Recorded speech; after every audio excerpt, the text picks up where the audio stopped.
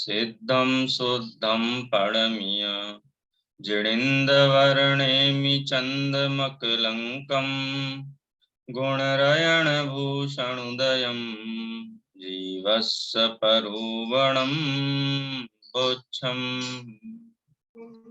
ये जो पूरी चर्चा है ये किसकी है, ये बात का विचार करना बहुत जरूरी है, क्योंकि नहीं तो ये निरर्थक है। करणान योग में भाव वासना इसलिए नहीं कराई गई है कि आपका क्षयोपम ज्ञान बढ़ जाए, कि ये पता चल जाए कि हाँ जीवों के वेद प्रवेद होते हैं। नहीं, छेड़ाला में ना शुरू में तास ब्रह्मन की है बहु कथा, पे कछु कहूं कही मुनि यथा। ये जीव के भ्रमण की कथा है, और जीव भ्रमण करते हुए एक इंद्रिय से लेकर के पंचेंद्रिय तक कितने प्रकार के उसने देह धारण किए, कितने प्रकार की अवस्थाएं उसने धारण की, और किन किन उत्पत्ति स्थान से इसका जन्म हुआ, और इसके शरीर की अवगाहना जघन्य कितनी रही, मध्यम कितनी रही, उत्कृष्ट रही तो कितनी रही, ये सारी चर्चा है। अगर बहुत संक्षेप में कहें एक सेंटेंस में, तो ये मेरी कथा है पूरी।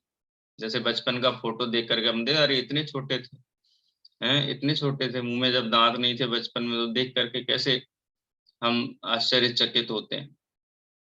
लेकिन आचार्य देव संसार परिभ्रमण की भाव वासना करवा रहे हैं। वो कह रहे हैं कि इतने काल तक ये जीव संसार में भ्रमण किया है, किस किस प्रकार से भ्रमण किया है, ऐसी अवस्थाएं एक बार धारण नहीं की है, अनंत अनंत बार धारण की है।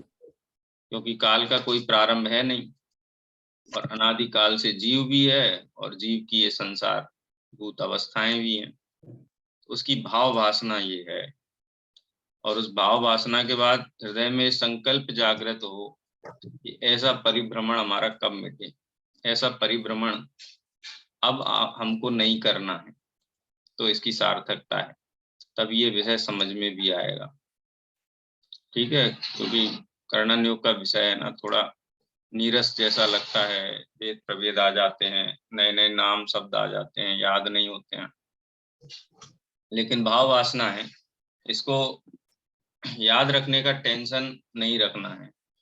याद नहीं होगा तो भी कोई परेशानी नहीं है, और याद हो ही जाएगा, अपने आप हो ही जाता है। जो विषय हम बहुत जुड़ करके पढ़ते हैं, यानी अपना ही काम है, अपनी ही अवस्थाएं भूतकाल में ऐसी रही हैं, ऐसा थोड़ा लिंक करके जब हम ये विषय पढ़ते हैं तो सहज में ही याद भी हो जाता है। बहुत याद रखने के लिए परिश्रम नहीं करना पड़ता, इसलिए याद रखने की टेंशन मत रखना, इसकी भाव वासना करना, भाव वासना की अपेक्षा से विषय है। ये 3 गाथाएं और अभी जीव समास के संदर्भ में हम यहाँ पढ़ने वाले हैं। अपना स्थान अधिकार हुआ था, योनि अधिकार हुआ था, और ये अब अवगाहन अधिकार चल रहा है। इसके बाद कुल अधिकार भी है, जिसके मैंने भेद बताए थे। 1,99,000 1,99,50,000 करोड़, इतने प्रकार के कुल वो अधिकार आपके कोर्स में नहीं है। ये 4 गाथाएं अपन समझ लेते हैं कि भाव वासना करते हैं। सामान्य अर्थ तो वैसे बता दिया था, लेकिन एक बार फिर गाथा पाठ करेंगे, 94 नंबर की गाथा। ठीक है, अनम्यूट कर लीजिए। सुहमणिगोद अपज्जत, मणिकोद अपज्जतस्य यस्य जादस्य तदीय समयम्मि, यस्य जातस्य तजेय समयमिहि अंगुल असंख्य भागम, अंगुल असंख्य भागम जहन्नमुक्कस्सयं मच्छे,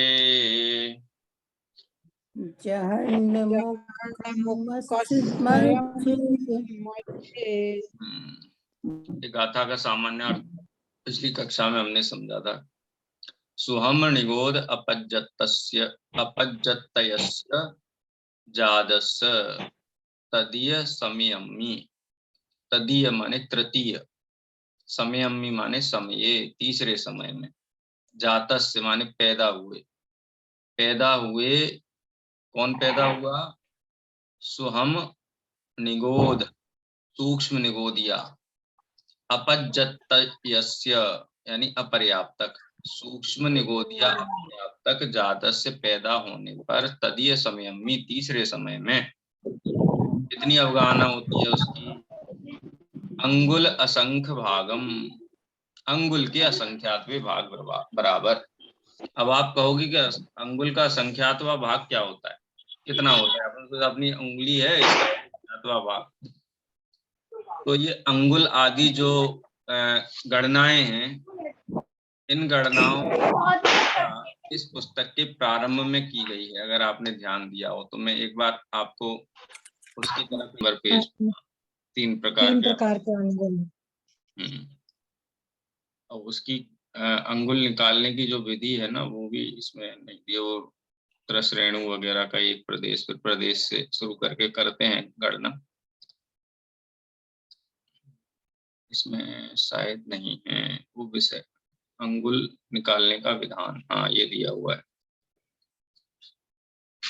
अनंत परमाणु माने एक परमाणु जो एक प्रदेशी होता है ना, ऐसे एक अनंतानंत परमाणुओं का समूह, उसको अवसन्नासन बोलते हैं। 8 अवसन्नासन का एक सन्नासन होता है, 8 सन्नासन का एक त्रुट रेणु होता है, व्यवहार रेणु, और 8 त्रुट रेणु का एक त्रस रेणु होता है, और 8 त्रस रेणु का एक रथ रेणु होता है। एक रथ रेणु का उत्तम भोग भूमिया का बाल का अग्रभाग होता है। 8 उत्तम भोग भूमि के बाल का अग्र बराबर मध्यम भोग भूमि के जीव का एक बाल का अग्रभाग होता है। ऐसे ही 8 बाल अग्र मध्यम भोग भूमिया जीव के होते हैं, बाल के अग्रभाग होता है, मिलाकर के एक बाल के अग्र भाग बराबर, ये दिए हुए हैं ये, लेकिन व्यवहार चर्चा है ये जो अंगुल, ठीक है। उच्छेदांगुल 8 जो के बराबर, प्रमाण अंगुल, आत्मा अंगुल। फिर यहाँ थोड़ी चर्चा जो है वो भाव वासना जो है ना, सूच्यांगुल, प्रतरांगुल, घनांगुल, सामान्य भाव वासना की अपेक्षा से अगर आप देखो तो यही अपन इसको ले सकते हैं कि 8 जौ के बराबर एक व्यवहार अंगुल होता है, चारों गतियों के जीवों के शरीर और देवों के नगर वन प्रसाद आदि की जो गणना की जाती है, यानी जिस अंगुल की यहाँ चर्चा की गई 94 नंबर की गाथा में, वो उच्छेदांगुल की चर्चा है, क्योंकि इसी से चारों गतियों के जीवों के शरीर का माप किया जाता है। और वो उच्छेदांगुल कैसे प्राप्त हुआ है वो आप यहाँ देख लीजिए, 8 सरसों के बराबर एक जौ के बराबर एक अंगुल, उच्छेदांगुल, ठीक है। और उच्छेदांगुल में 500 का गुणा करो तो प्रमाण अंगुल, और आत्मांगुल, उच्छेदांगुल, प्रमाणांगुल और आत्मांगुल, चारों गतियों के जीवों के शरीर की गणना के नाप के लिए व्यवहार अंगुल या उच्छेदांगुल का प्रयोग किया जाता है, लेकिन जो कर्म भूमि या मनुष्य स्थान है वहां आत्मांगुल का प्रयोग किया जाता है। शेष, पर्वत, नदी, समुद्र, द्वीप इत्यादि जो कृत्रिम रचनाएं हैं कर्णानियोग की, उनकी गणना प्रमाण अंगुल के हिसाब से की जाती है। यानी आप ये उच्छेदांगुल 94 नंबर की गाथा के संदर्भ में आप देख सकते हैं, ठीक है। बहुत मोटी मोटी भाव वासना कराई, आप विशेषज्ञता में समझना इस विषय को, लेकिन ये जो उच्छेदांगुल का असंख्यातवां भाग है, यानी उच्छेदांगुल के असंख्यातवें भाग बराबर जो सबसे जघन्य अवगाहना है वो सूक्ष्म निगोदिया अपर्याप्तक जीव की होती है। क्या पूरे समय होती है, पहले समय से लेकर के जब तक वो जीवित रहता है? तो बोले नहीं, जादस्य तदीय समयम्मी, जन्म होने के तीसरे समय में, ठीक है। जघन्य अवगाहना की बात ख्याल में आ गई लता जी? अभी नहीं आई भैया। हाँ, क्या क्या नहीं इसमें समझ में आया, बोलिए। जैसे आपने बोला उत्सेद अंगुल, तो हाँ। उसमें परिमाण में जो बोला उपयुक्त अनुसार, ये तो मतलब समझ में नहीं आया कि क्या कह रहे हैं। वो ये कह रहे हैं कि 8 जौ मिला लो ना, 8 जौ मिला लो, अच्छा। 1 अंगुल हो गया। हाँ। ठीक है, उस अंगुल के असंख्यात भाग करो। माने हाँ, हाँ, असंख्यात का मतलब तो वही है ना, असंख्यात भाग करो, तो जो भाग प्राप्त हो हाँ। उतने आकार का सूक्ष्म निगोदीय लब्धीय पर्याप्तक जीव होता है। अब वो असंख्यात व भाग कितना है उसकी भाव वासना मैं आपको कराऊं। सुई के अग्रभाग में भी असंख्यात असंख्यात सूक्ष्म निगोदीय लब्धीय पर्याप्तक शरीर आ जाते हैं। अब आप उसका असंख्यात व भाग लगा लो कितना होगा, तो भाव वासना ही करा सकते हैं, इसलिए इनको संख्या मान कहते हैं। उपमा मान, संख्या मान, क्योंकि इनको उपमा और ये मान के बातें तो आधार सब पर केवल समझा ज्ञान जाता है। गम है। हाँ जी। ये बातें तो केवल ज्ञान गम है पूरी।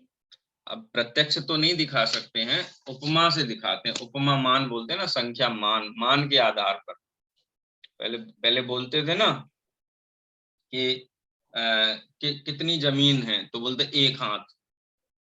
ऐसे हाथ की हाँ, तुलना करके जमीन का माप बता दिया, 1 हाथ, 2 हाथ।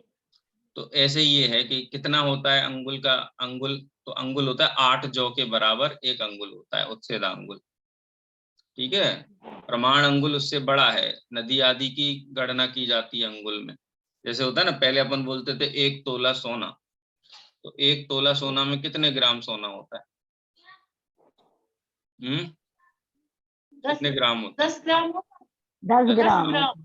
हाँ, तो अब आजकल क्या हो गया, 1 तोला सोना में 10 ग्राम की गणना की जाती है। यही चीज आप आज से 20 साल पहले आप गांव में पूछो कि 1 तोला कितना होता है, तो 12 ग्राम होता है।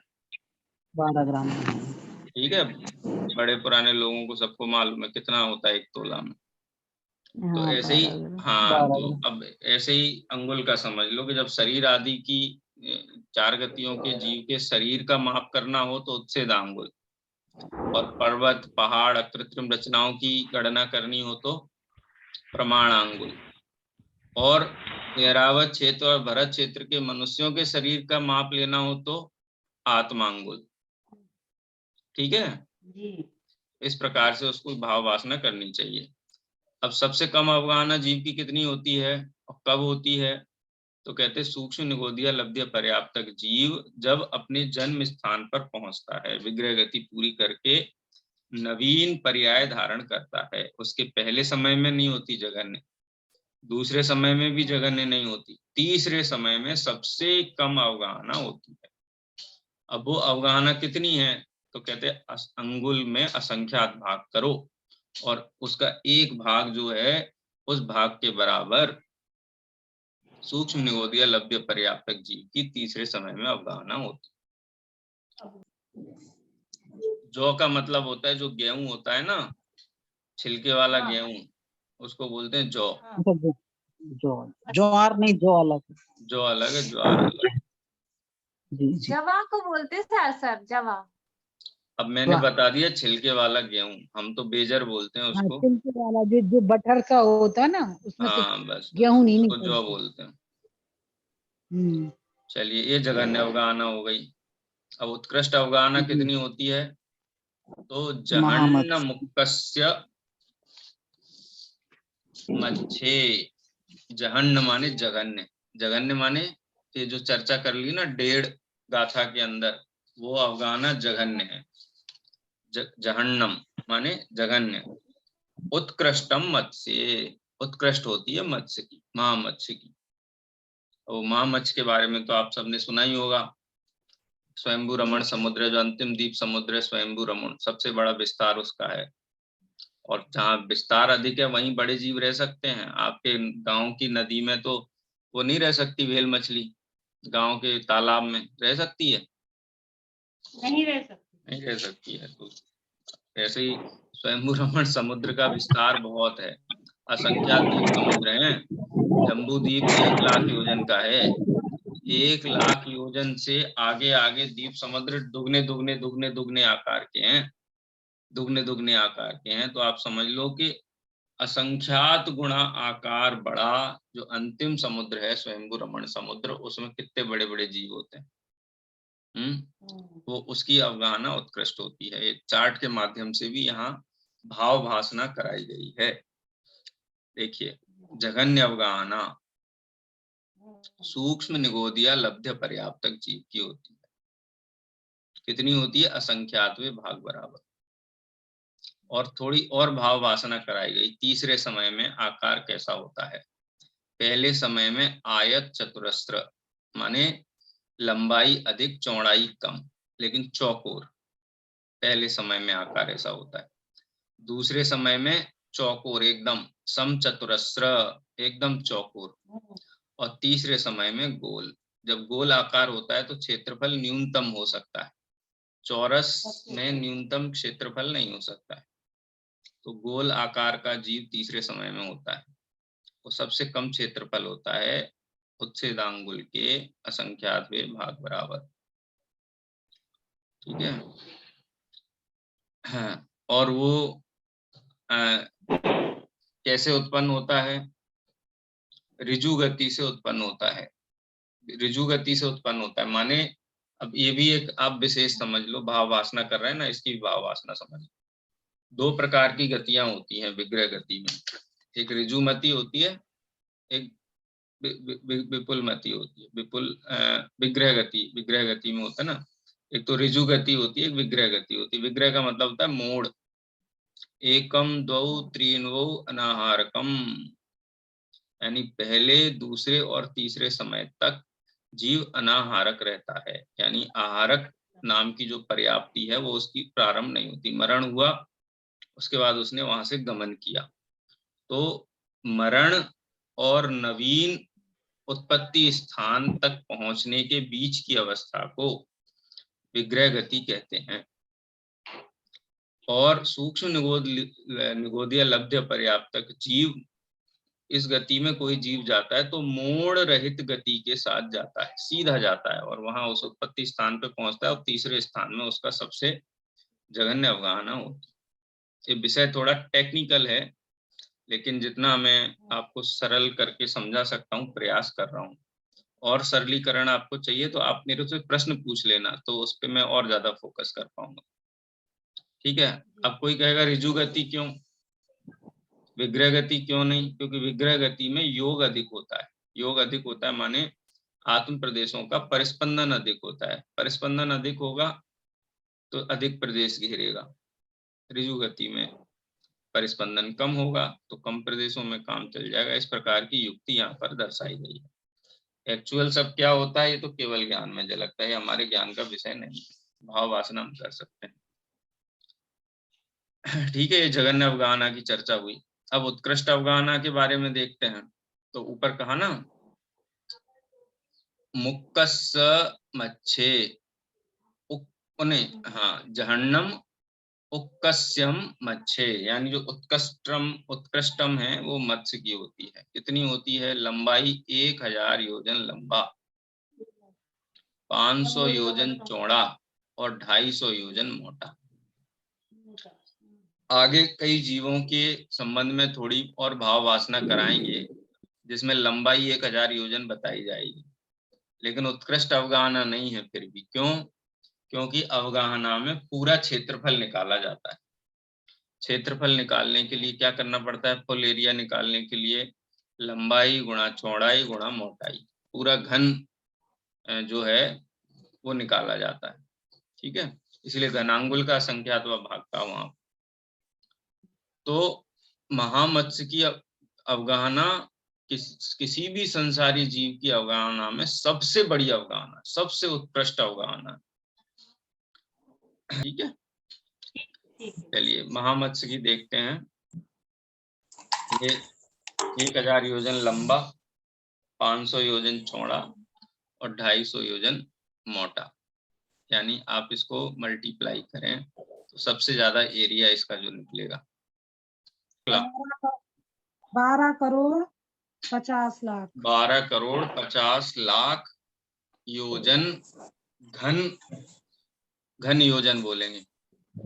12 करोड़ 50 लाख घन योजन 12,50,00,000 घन योजन इतनी अवगाहना सबसे अधिक जो अवगाहना है जीव की वो इतनी होती है। अब हम इसमें उत्कृष्ट और जघन्य की चर्चा दूसरे प्रकार से भी कर सकते हैं। एक इंद्रिय में उत्कृष्ट जघन्य कितने होते हैं, 2 इंद्रिय में उत्कृष्ट जघन्य कितने होते हैं, 3 इंद्रिय में उत्कृष्ट जघन्य कितने होते हैं, 4 इंद्रिय में उत्कृष्ट जघन्य कौन होते हैं, 5 इंद्रिय में उत्कृष्ट जघन्य कौन होते हैं, देवों में, त्रियंचों में, नारकियों में, मनुष्यों में, इस प्रकार से भी भेद कर सकते हैं। भोग भूमि में कितने होती है उत्कृष्ट अवगाहना, कर्म भूमि में उत्कृष्ट अवगाहना कितनी होती है, इस प्रकार से अलग अलग पैरामीटर्स में अलग अलग गति, अलग अलग इंद्रिय वालों की भी उत्कृष्ट जघन्य अवगाहना की चर्चा सिद्धांत ग्रंथों में की गई। ठीक है, उसका थोड़ा सा जो कहना चाहिए झांकी या नमूना अगली 2 गाथाओं में प्रस्तुत किया गया है। ठीक है, ये गाथा की चर्चा अपन यहीं पे 94 नंबर की गाथा की चर्चा को यहीं ध्यान दे रहे हैं। किसी का कोई प्रश्न हो इस बारे में तो आमंत्रित है। कल्पना जी। मैं लेट जुड़ी हूँ सारा। कोई बात नहीं, आप ही तो रिकॉर्डिंग पता है, नहीं आप था बाद मेरे में को सुन तो आज लीजिए। क्लास है। हाँ, इसलिए सर आपने परिस्पंदन कहा था, उसका क्या मीनिंग होता है? प्रीति जी फिर से बोलिए, समझ नहीं पाया।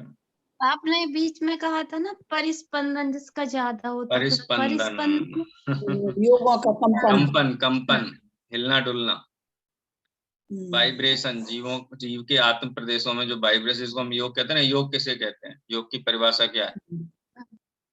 मन वचन काय की हलचल के निमित्त से होने वाले आत्म प्रदेशों के हिलने डुलने को योग कहते हैं। परिस्पंदन माने हिलना डुलना। तो ये है कि ऋजु गति से कोई जीव जाएगा, कोई जीव यहाँ मरण किया और बिल्कुल सीधी दशा में यहाँ जाके उसने उत्पत्ति हुई, तो सीधा गया ना, इसको ऋजु गति बोलते हैं। ऐसे में कंपन कम होता है। लेकिन विग्रह गति है, तो विग्रह गति में एक मोड़ लिया या 2 मोड़ लिए तो कंपन ज्यादा होगा। और जहाँ आत्म प्रदेशों का परिस्पंदन अधिक होता है वहां पर शरीर की अवगाहना अधिक हो जाती है। इसलिए ऋजु गति से उत्पन्न होने वाला सूक्ष्म निगोदीय लब्ध्य पर्याप्तक जीव के तीसरे समय में सबसे कम अवगाहना होती है। ठीक है, चलिए गाथा नंबर। और किसी का कोई प्रश्न हो? हेमलता जी, पूर्णिमा जी, आज पूर्णिमा जी सबसे पहले जुड़ी थी क्लास में। हाँ पूर्णिमा जी, कुछ प्रश्न है? नहीं सर। ठीक है ना जी। चलिए, 95 और 96 नंबर की गाथा में अलग अलग इंद्रिय वाले जीवों की का नाम भी दिया है, उत्कृष्ट और जघन्य अवगाहना भी बताई गई है। आपका ऐसा भी प्रश्न हो सकता है, क्या सभी सूक्ष्म निगोदीय लभ्य पर्याप्तक जीवों की तीसरे समय में जघन्य होती है? तो सभी की होती है, नहीं होती है कंफर्म नहीं, लेकिन सूक्ष्म निगोदीय लभ्य पर्याप्तक जीव की ही हो सकती है, अन्य जीव की नहीं होती है जघन्य अवगाहना तीसरे समय में। महामत्स्यों की एक जैसी अवगाहना होती है ये भी आवश्यक नहीं। जैसे किसी के घर में किसी के 2 लड़के हैं, ट्विंस भी हैं, तो भी जरूरी नहीं कि दोनों की हाइट सेम टू सेम। ठीक है, उत्कृष्ट की अपेक्षा बात है। चलिए 95 96 नंबर की गाथा का पाठ करेंगे पहले। साहिय सहस्रमेकम्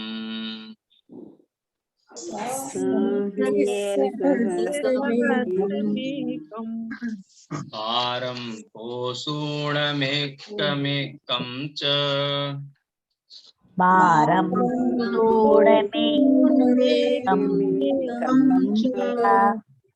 जोयण सहस्रदीहम्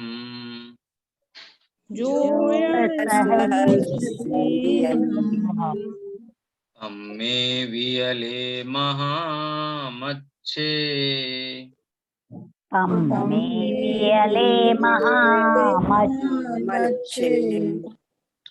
वितिचप पुण्यजहन्नम्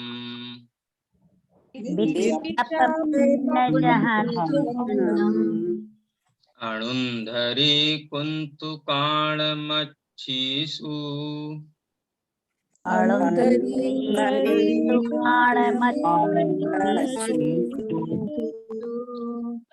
शिक्षय मच्छे विन्दम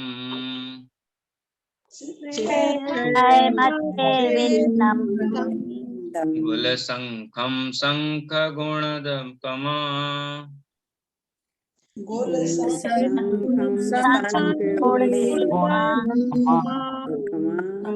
देखो अब एक एक शब्द का अर्थ देख लेते हैं। साह्य सहस्रमेकम, एक सहस्र माने 1000, साह्य साह्य माने साधिक, यानी 1000 से अधिक। बारम, 12 शब्द है ना, बारम, बारम द्वादशम, अपन तो 12 ही बोलते हैं, प्राकृत में भी 12 बोलते हैं और हिंदी में 12 बोलते हैं। तो बारम शब्द का मतलब द्वादश, 12। तो क्या मतलब हुआ इसका? नहीं है। तो महा एकेंद्रीय जीव में अधिक से अधिक कितनी अवगाहना हो सकती है? 2 इंद्रिय जीव में अधिक से अधिक कितनी अवगाहना हो सकती है? 3 इंद्रिय जीव की अधिक से अधिक कितनी अवगाहना हो सकती है? इस प्रकार से बता रहे हैं। पम्मे, पम्मे माने पद्म, पद्म माने कमल। कमल कितने इंद्रिय होता है? एक इंद्री। हाँ, एक इंद्रिय होता है। यानी एक इंद्रिय जीव में जो कमल है, पृथ्वी कायक है, शायद ये पृथ्वी कायक कमल की चर्चा है, जहाँ तक मेरा, वनस्पति काय वाले की चर्चा नहीं है शायद, या वनस्पति काय वाले की भी हो सकती है, कुछ इसमें स्पष्टीकरण अलग से दिया नहीं। तो एक इंद्रियों में सबसे उत्कृष्ट अवगाहना किसकी होती है? तो कहते हैं साह्य सहस्रमेकम, 1000 योजन से कुछ अधिक कमल एक इंद्रिय की अवगाहना होती है, उत्कृष्ट अवगाहना। तो आप कहोगे, आपने तो कहा था महामत्स्य की सबसे अधिक अवगाहना होती है। हाँ, क्या कहा कि 1000 योजन से अधिक यदि पद्म यानी कमल की अवगाहना है, तो फिर महामत्स्य की अवगाहना तो छोटी हो गई ना उससे।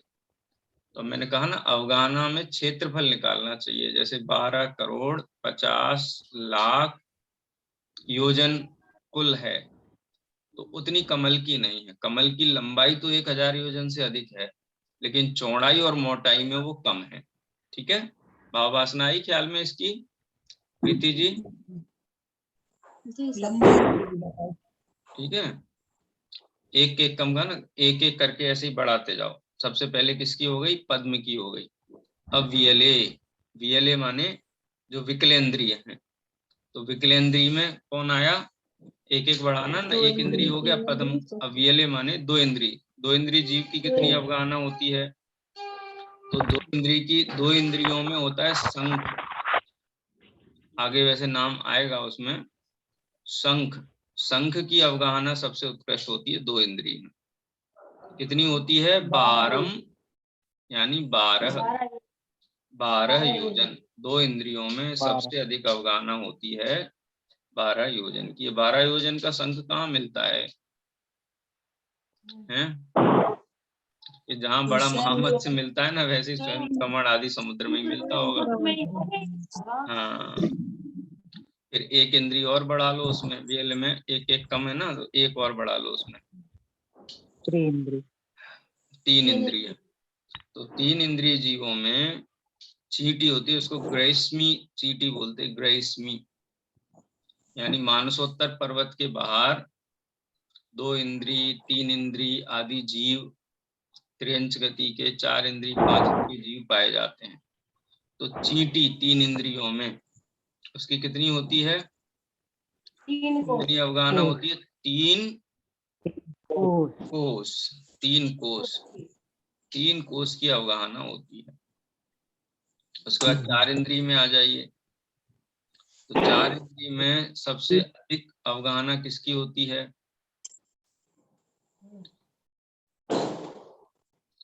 4 इंद्रिय में भ्रमर होता है ना, भौरा, भौरा 4 इंद्रिय में कितनी अवगाहना होती है उसकी? एक योजन, 1 योजन की अवगाहना होती है। और बताई दी किसकी? महामत्स्य। सबसे उत्कृष्ट अवगाहना किसकी होती है 5 इंद्रियों में? महामत्स्य की। 1 इंद्रिय में कमल की, 2 इंद्रिय में शंख की, 3 इंद्रिय में चींटी की, 4 इंद्रिय में भौरे की और 5 इंद्रिय में महामत्स्य की। इस प्रकार से क्रमशः अवगाहना होती है।